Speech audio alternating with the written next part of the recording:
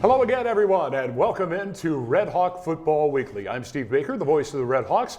Miami coming off a 30-20 win over the Ohio University Bobcats Saturday at Yager Stadium in the 100th meeting between Miami and Ohio University. An exciting game on Saturday. The RedHawks dominated defensively. We'll talk to head coach Chuck Martin in just a second. Miami will be back at home this Saturday. It is Cancer Awareness Day. Miami will be wearing the special helmets with the ribbons on it. And it is also Senior Day, where 29 seniors will play their final home game, weekend game here at Yager Stadium. And head coach Chuck Martin joins us. And coach, first of all, congratulations on the win. But it's an important win. 59 wins in your career here at Miami University, and that ties Randy Walker for the most. And I know you and Tammy have become friends, and I know it means a lot to share that company. Yeah, no, it's amazing. Anytime you can set a record or tie a record, you can act like it's not cool or important, but it is pretty cool and pretty important. And obviously, doing that at places called the Cradle of Coaches and all the iconic coaches that have walked through here and coached here. And then obviously my respect for what Randy Walker did as a coach and a person, and even as a player here. He's a Miami legend. And again, he took over at a downtime too. Right. So that's the first time me and Tammy ever talked. She mentioned like, well, we kind of came back and we kind of know what you're about to go through, because we kind of went through it like, Randy had to go through that too and kind of get rebuilt. So just tons of respect for him, and me and the whole Walker family are close. So it does mean a little bit more that it is Randy Walker and how much respect I have for him. Yeah, absolutely. A great game on Saturday. Defense set the tone. You said that in your press conference. Did not allow Ohio a first down in the first quarter. They had 4 straight 3-and-outs and just really set the tone and told Ohio, look, if you're going to move the ball, it's going to be really, really tough today. Yeah, and again, Ohio came in and offense playing really well and scoring a lot of points, running the ball over 1,200 yards rushing. Their tailbacks averaging over 6 yards a carry. Their quarterbacks averaging just about 6 yards a carry. So two really, really strong runners.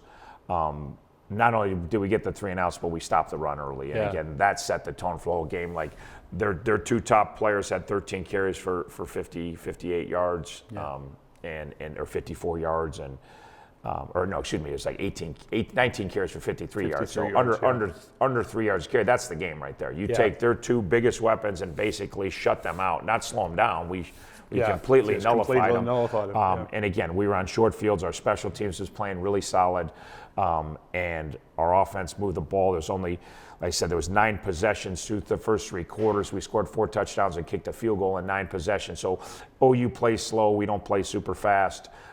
They run the ball. We run the ball. So the game was moving pretty quick. So through 3 quarters, we couldn't have played much better football than we did. But like you said, the defense set the tone early, not only with the 3-and-outs, but with just stopping the run game. And once we got them to where they were behind the chains and had to throw the ball, that's not their strength. And we create a lot of good field position for our offense all day. Yeah, let's take a look at the first half highlights. Miami, again, stopped Ohio on 3-and-out in the first 4. And Coach, before we get to the highlights, which will be one of those stops, on 3 of the 4, I think it was 3rd and 1. And the guys just stopped them. And that's demoralizing for an offense if you can't pick up a yard on 3rd down. Yeah, and a couple of times they decided to throw the ball, which you already have their running team, and it's 3rd and short, and they don't think they can run. Yeah, exactly. Which again is cute, but obviously really good job in those situations. 3rd and short, they're not behind the chains. They've got their full gambit of what they can call, and doing a great job of getting it. Everybody says 3rd down's the money down. You got to get off the field, and our guys did a great job. Yeah, they did. And we'll start with Brian Ugu, who had a great day at 3rd and 1 from the Ohio 29 with 11:54 to go in the first quarter. And here, Anthony Tyus III just had nowhere to go off the left side.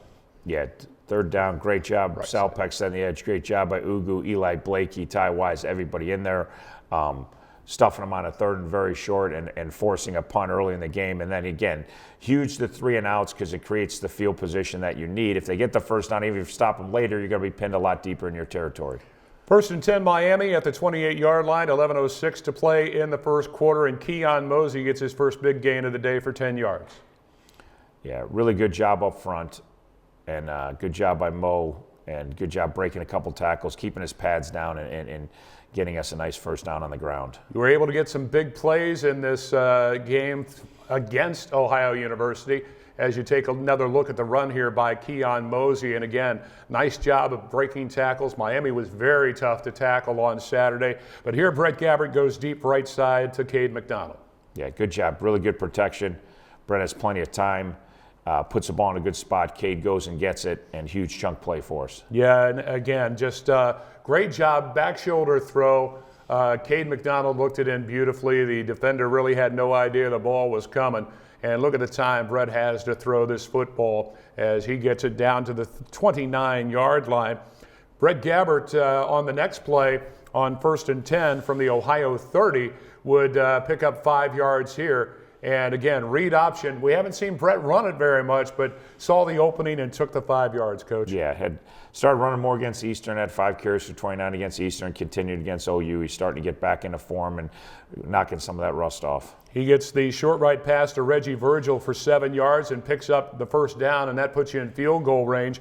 Dom Jobin comes in from 28 yards away and puts it through the uprights, and 6:43 to go in the first quarter. Miami is up 3-0. We go to the second quarter, and Miami gets good field position. And this is a big run by Keon Mosey. It's only 3 yards, but it's on 3rd down, and that second effort keeps the drive alive. Just like we were showing with OU and our defense stuffing them on 3rd and short.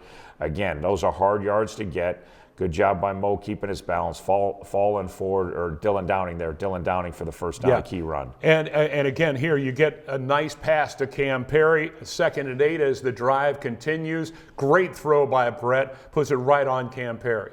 Yeah, great job. A key 3rd down conversion. Take what the defense gives us, spread the ball around. Brett's getting back in rhythm like we see the last couple weeks, and he's throwing the ball just to the open guy over and over. You got a 2nd down and 11 at the Ohio 29-yard line. Nearly get a touchdown on this to Reggie Virgil as you take a look at the pass, just out of bounds inside the pylon. But it's a big play as Brett Gabbert is roughed on the play, and you'll take a look at it here. And Ohio goes up high. That's a call every time. Yeah, that leads to this. One guy hit him in the face and one guy hit him late. So there's actually 2 personal fouls on one play. I thought we should have got 30 yards, but good read, corner blitz. We had a good route on anyway, so had a hitch route on, banged the hitch route, and then Reggie got the ball in the end zone and take advantage of the late hit on Ohio. Great stretch out there by Reggie Virgil to get the score. And the RedHawks are up 10-0. Ohio's driving in Miami territory on the next drive, and Rayon Strader comes up big. All right. Good job by the rush, flush the quarterback, then he tries to throw back across his body, which we know that's never a good idea. Yep. Rayon reads it and then does a good job of getting the ball down into plus territory. Returns it 33 yards into Ohio territory, and again, Ugu flushes him. Yeah. Great read by Rayon, jumping the route and finding the open space on the near side. Again, he'll return it to the Ohio 43-yard line. And Miami goes right to work as you'll take one more look at the interception by Rayon Strader. Great catch by Rayon, leaning in for the first turnover of the day. And then on 1st and 10, Cade McDonald does a lot of work here. Yeah, great job blocking by Andre. Good throw the bubble screen out to Cade and get us a first down. 3rd and 2 here. This is Keon Mosey for 11. Yeah, again, you talk about converting and stopping them on 3rd and shorts, and us being able to convert and run the ball on 3rd and short and get first downs, back-to-back drives where you forget about those when you get the touchdowns, but back-to-back drives, 3rd and shorts, good job converting. Big hole over the left side there, and Mo takes it for 11 yards. Shotgun work here on 2nd down and 3 from the Ohio 17, and Javon Tracy picks up the first down. Again, Brett reading the defense. OU does a great job mixing up coverages. Brett reads the defense, takes what the defense gives you. Javon with a little bobble, but then gets it. And like always, good yards after the catch with Javon. Next play at the 8-yard line. It is 1st and goal as you see Javon Tracy there. And again, great job of hanging on to the football, number 1. But he would get the call in the end zone on the very next play, and what a great pass and catch on this play. Yeah, great timing here. Down there in the red zone, there's very small windows. It's very difficult to throw the football. And great elite timing there. Great throw, great catch, good protection. Not a lot of space there, but as he turns his head, the ball's on him. He flips his hands up, as you'll see right here. As soon as he's turning, the ball is going to be on him. He flips his hands up. There's a tight window, and that's what it takes in red zone. There's not going to be a ton of room down there. There never is. You got to fight through friction, and you got to make plays in tight areas. Yeah, indeed. And you go to the locker room 16-0, and again, talking at halftime or just before halftime with you, Coach, you couldn't have been happier with the way things had gone. Defense setting the tone, the offense able to move the football the way you like to move the football, mix a run, mix a pass, and just never allowed Ohio out of the box, and they had to be rethinking everything at halftime. Yeah, no, it was a very solid game. Defense, like you said, was dominant through a quarter. They didn't get a first down until the second quarter, and we had already let them know you're not running. I know you like to run. We're not running the ball today on us, which now that's not good for them. Offensively, taking advantage of field position, taking advantage of opportunity, just like we talked a week ago. Like, you get the turnover from Rayon, then we get 7. Like last week, we got big plays on defense to set up scores. You got to get the scores, and then it makes it a huge play. And then the great drive before the half. So we did everything we wanted to do. We played really solid football in the first half.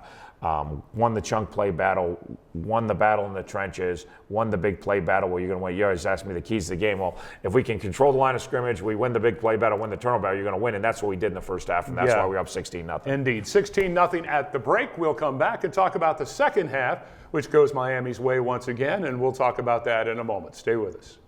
Yeah. Done with that pizza box, Krusty? Clean side gets recycled, greasy side gets trashed. Make your recycling count. Rookie. Located in the heart of Butler County and only 13 miles from Miami University, the Courtyard by Marriott in Hamilton is the ideal location when traveling to the Miami campus. With modern style and spacious guest rooms, journey to relaxation at the Courtyard Marriott, a proud partner of Miami Athletics. And welcome back to RedHawk Football Weekly. Steve Baker here, along with head coach Chuck Martin, talking about Miami's 30-20 win over Ohio on Saturday. And, Coach, it was family weekend, and people that were watching on TV may have been mistaken about the crowd because a lot of the students were sitting on the west side stands with their families, with their parents. That side of the stadium was completely packed, a great crowd on hand to witness this football game. And, we talked about it, and I know you were asked about it many times during the week about the Ohio rivalry and what it meant. And talking to Marty Bannister, the Ohio play-by-play announcer before the game, is Tim Albin had nobody hardly on the team that had played in that rivalry, and he spent the entire week talking about the rivalry and what it meant. But you made an interesting point, and we talked about it in our pregame show. It's a great rivalry, no doubt. 100th meeting, it means a lot. But right now, the way things are set up, every game means a lot because of the standings. Yeah, and again, the focus, what makes a rivalry game fun is winning it. So to us, the focus of the week is just trying to play good football. Yeah. Whatever we can do, play good football. Whether it's Ohio U, Central Michigan, Toledo, Eastern Michigan, the same things win games. Being fundamentally sound, winning the battle in the trenches, not turning the ball. So, again, do we talk about the rival? Do our kids know? A lot of our kids have played OU. They know that it's a 100th meeting and all that. But I always say, I've said since I got it, I'd like to think all 12 games are, you want to win them all, and you want to. I'd hate to think that there's 2 weeks a year since they know you that we try harder. Yeah, right. And I'd hate to think that the fans would want it that way. Like, we're trying hard. Like, I'd like to think the fans think we try. Yeah. We put our heart and soul in this every single week. Yeah. But again, we know there's no love lost there. Yeah. We know, there's kids that played against each other. There's probably more talk and it's probably a little more chippy, but.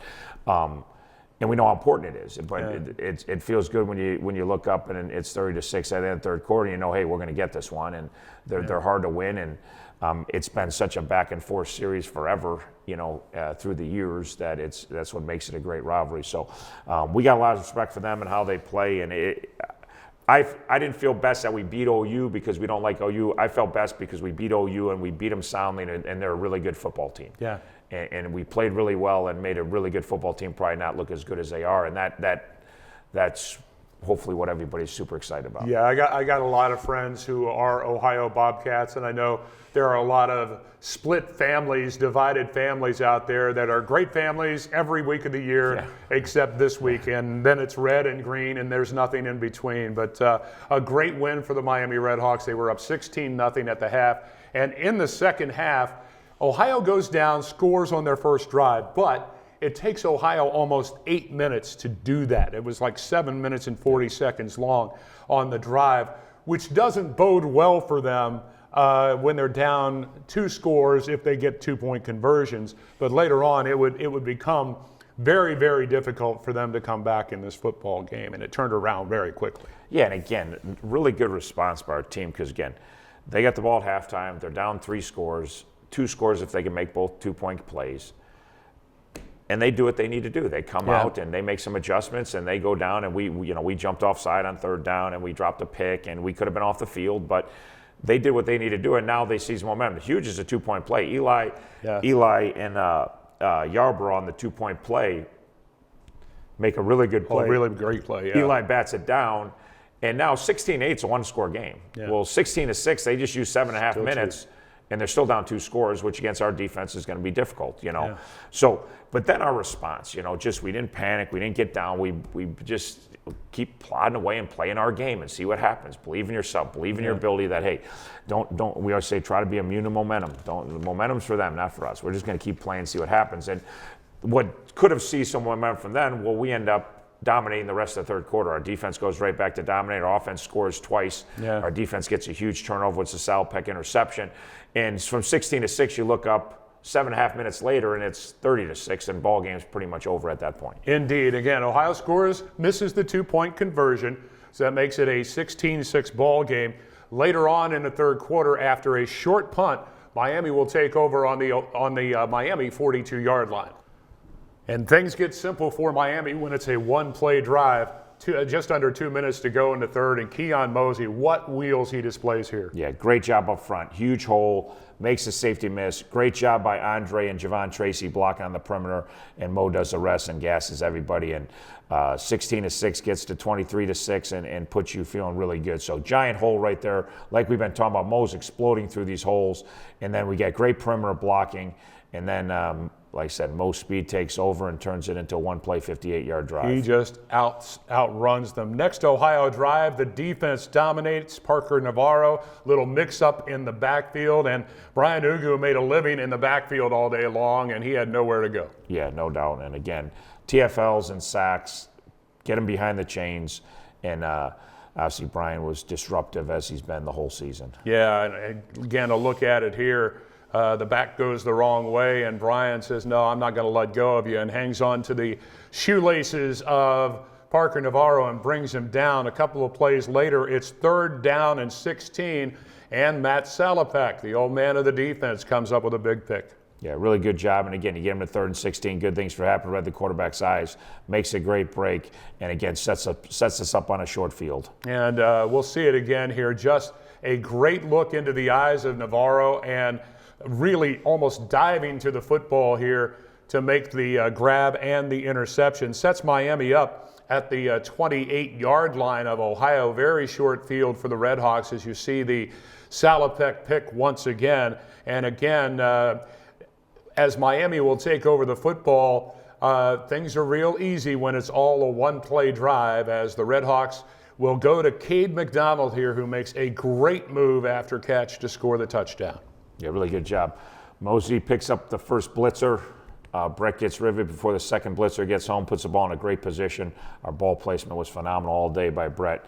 And then Cade does the rest and makes one guy miss and walks in the end zone. And again, we could talk about taking it. We create the turnovers. You got to create the turnovers defense, but then you got to take advantage of them. And this is a couple weeks in a row that every time we've gotten a turnover, we've turned it into 7. This time it only took us 1 play to turn it into 7 points. So huge for them. And then right now it's 30-6 as we head into the 4th quarter, and it's pretty nice to have a hard-fought rivalry game not be so anxiety down the stretch. Yeah, so. And at that point you're basically running the football into the line of scrimmage, and and just trying to run clock. You can run 4, almost 5 minutes off on those 3 downs, and Ohio is going to go down, and you're not playing prevent, but everything stays in front of you, so it's a little easier for them to move the ball. They would score a couple of touchdowns and make it 30-20, but the score really not indicative of how Miami played this football game, going up 30-6. Going into the fourth quarter. And, we talked a lot about the defense, but, man, a lot of guys on that offense. Cade McDonald, Keon Mosey, Brett Gabbert, a second straight great game, Javon Tracy. 3 different guys caught touchdowns. And that speaks really well of your offense and Brett's ability to see the field at this point in the season. Yeah, tons of different guys. Cam Perry had a catch, and Coldy had a catch, and a lot of guys contribute. So really efficient offense. We ran, again, they were rushing for 200-plus yards, giving up 105 yards a game rushing. Yeah. Right? We ran the ball very effectively throughout the day, and then we were super efficient back-to-back weeks throwing the ball. We didn't throw it a lot, but we got a lot of yards and a lot of touchdowns out of the throws. We did make it. So, again, you have 9 possessions and you score on 5 of them and you have no turnovers and you move the ball consistently and we hold the time of possession that with the defense getting 3 yards and we're driving the ball, time of possession was going in the fourth quarter was ridiculous in our favor. We had the ball most of the game. So just the recipe for success that we were looking for, and the kids and coaches did a great job. We talked about Thursday. We had another really good week of prep and a really focused week of prep, and kids are trying to get better and know we have some deficiencies, and we got to admit we have some deficiencies so we can overcome them. So doing a really good job of playing team football and had a great win Saturday. And also got to give props to the offensive line. Second straight week, Brett Gabbert isn't sacked and doesn't throw a pick. There's no fumbles, no turnovers. Offensive line, despite being beat up, is getting better and better. Yeah, in three of the last 4 weeks, Mo's going over 100 yards. So when your quarterback's not getting sacked and you got a 100-yard rusher, there's good things going on up front. Like you talked about the receivers, everybody's catching the ball. Everybody's making plays when the opportunity arises. Brett's spraying the ball around. Brett's not trying to force the ball to one person. He's throwing to the open man, and whoever's open, and then he expects. And our timing in our passing game, we've talked about, has gotten so much better over the last 3 weeks. We've worked. It was a long, arduous process, but we got to keep it going. We got to keep going. The windows we're throwing the ball into on time.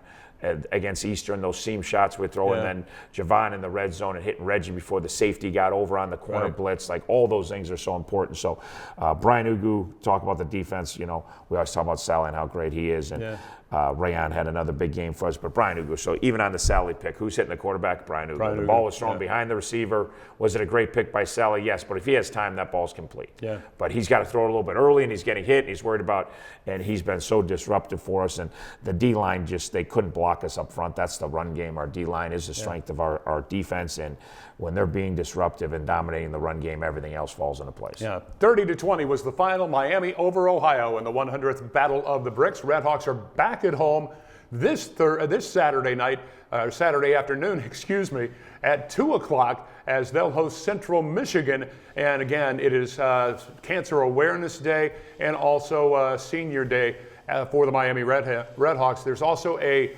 special event coming up Thursday that we'll talk about in just one moment when we continue with head coach Chuck Martin here on RedHawk Football Weekly.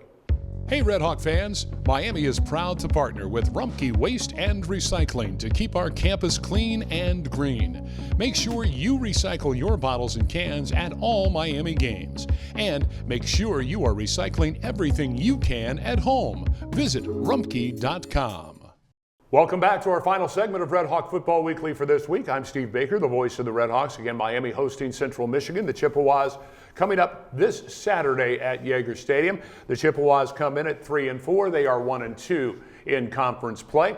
And kickoff is at 2. We're on the air at 1 o'clock. Some special things happening there. But first, Coach Chuck Martin rejoins us. And, Coach, it's a big week, Cancer Awareness weekend for the team. Senior Day. Cancer Awareness means the special helmets with the ribbons on the side and the colors chosen by the players. But also a big event Thursday night here at Yager Stadium. Light the Night. It's been a big event for Miami football for years.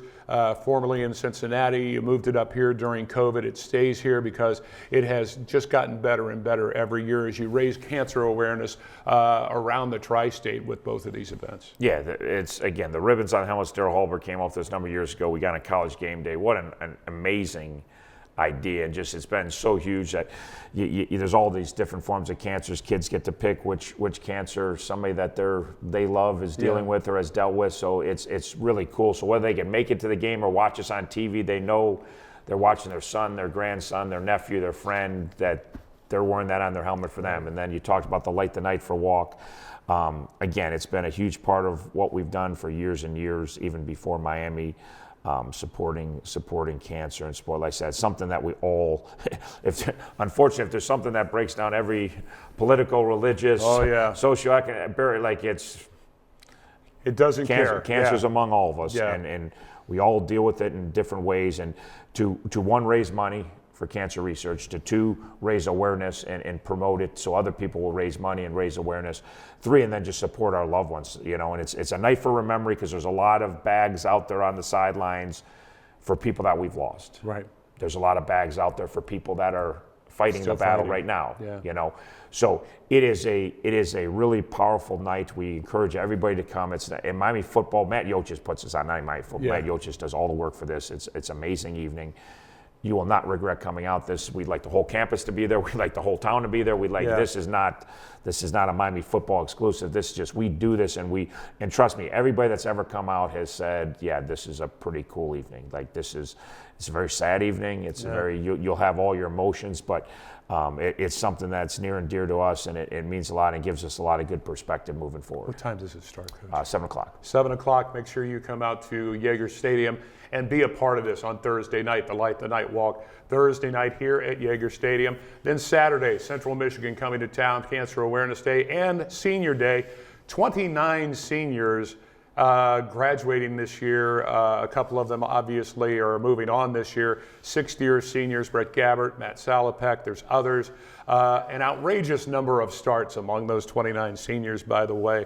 But, we'll start with those two. Talking with Brett's dad at the very first game this season, he was like, my son's been a RedHawk for a quarter of his life. Yeah. He's 24 years old. He's been a RedHawk for 6 years and loved every minute of it, and has fought so hard through 2 injuries. One injury the last year, I questioned. I was like, how's he coming back from this? But the kid just keeps coming back, and he's playing some of his best football right now. Yeah, and again, we know from watching this year, it's taken him a little bit back to becoming Brett. But everybody's like, what's the matter? I'm like, he didn't practice in the spring. He was limited in the fall. He's coming over a gruesome injury, and there's the physical part, there's the mental part, and he's still physically getting better and better. Yeah. But again, the last 2.5 games, he's looked like our guy, and he plays at such a high level, and he's such a competitor, and he's so smart, and he's a winner. And so it's just great to see, great for us that he's back playing at the level that we know he can play, but great for him, because it's a hard struggle to go through, and he's fought the last couple of years through some tough injuries, and looks like he's making it all the way back and back to his old self, and that we could certainly use that down the stretch. Yeah, Sally, by the way, 63 tackles on the year now, with 10 on Saturday versus Ohio. He is 37 away from that 100 mark, and if he reaches that, would be the first player over the course of his 4 years of playing to have 4 100 tackle games. Yeah, it's amazing. Four straight 100 tackle seasons is pretty mind-blowing, really. So, and he's been such a good player. And then, like I said, a couple weeks ago, I said, you skate all those interceptions at high school. You never get any interceptions. So I was kind of complaining. And, then ever since then, he gets an interception every week. So I should have done that 3 years ago, start complaining about him not getting interceptions. So, again, just great players continue to get better. Not only does he make tackles, not only is he getting huge picks, and caused a huge fumble, had 2 turnovers caused against Eastern Michigan, caused another huge turnover Saturday that really put the game away after Cade caught the touchdown. So obviously we have so many other seniors that have been here, the Reed Holskys and Kobe Borders and Chuck Nanks and Brian Ugus and Corey Suttles and the list, Ty Wises, and the list goes on and on and on. And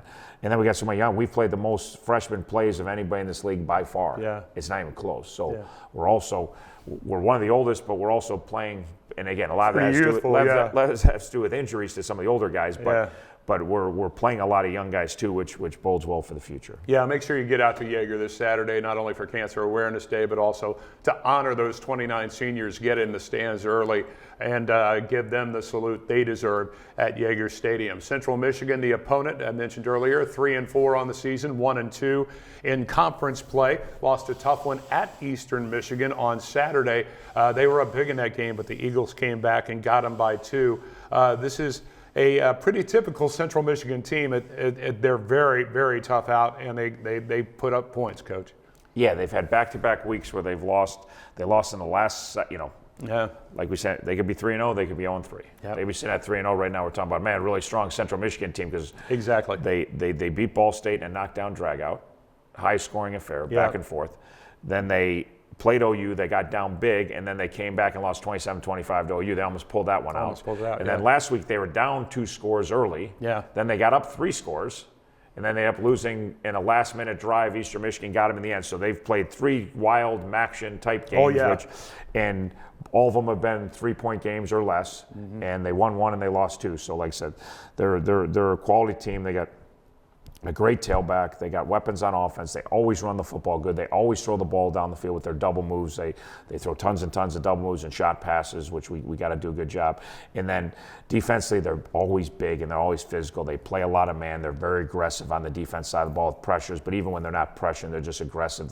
They play zone, but they play a lot of man. They got a lot of great athletes on that side of the ball. And again, we know we've played them before, and that we know how talented they are and how well coached they are. And it'll be, again, everybody wants to look at records, and when we were 1-4, we're probably better than 1. So don't look at records when it comes to MAC teams because they're a pretty talented group. Yeah, they are indeed. Again, 2 o'clock is kickoff on Saturday, and Coach, 5 regular season games left, and we talked about it before the OU game, before the Toledo game even. Every game has the same amount of meaning. Yep. Right now, you're playing 5 championship games to lead to a championship There's game. no crossover games. Before, there was definitely more meaning in the 5. You're going to play 5 games East and 3 crossovers, and you wanted to win the crossovers, but you had to win the games in the East. Yeah. And in my 10 years here, whoever ran the table in the East, they got to go to the championship game. So it was always pretty clear cut. Yeah. Now it's not. There's all these different, every game is an East game. There's no East and West. It's just one. So whether you play Central or OU, there's no double value for the OU. There used to be because they were in your half the league. So now the next week, so again, the cool thing is all 8 weeks mean the same. Every game is just as important as the last one. There is no crossover games. There's none of that. So again, got through, put ourselves in position the last 2 weeks with 2 good wins. 1 at Eastern, 1 at home against a really tough OU team. And now you got Central at home and you got a chance to get 3-1. It's just kind of like, win in advance is kind of the mindset we're in. We're kind of in that NCAA March Madness mode of just win in advance. Let's find a way to get to 3-1, and there'll be some other guys that don't get to 3-1, and they'll be behind us. And then find a way to try to keep moving on. Yeah, and you wonder how important it is.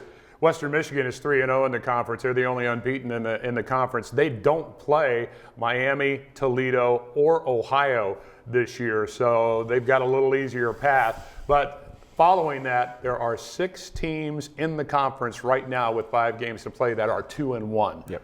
So every game means a lot. Wish you the best, Coach. Thanks, Baker. Appreciate it. Head coach Chuck Martin joining us. Again, 2 o'clock is kickoff. Terry Bridge and I will be on the air at 1 o'clock with the E&H Ace Hardware Tailgate Show as Miami entertains Central Michigan. Get out here early, tailgate for Cancer Awareness Day, and get in the stands early for Senior Day Saturday at Yeager. Until then, I'm Steve Baker, the voice of the RedHawks. Love and honor, everyone.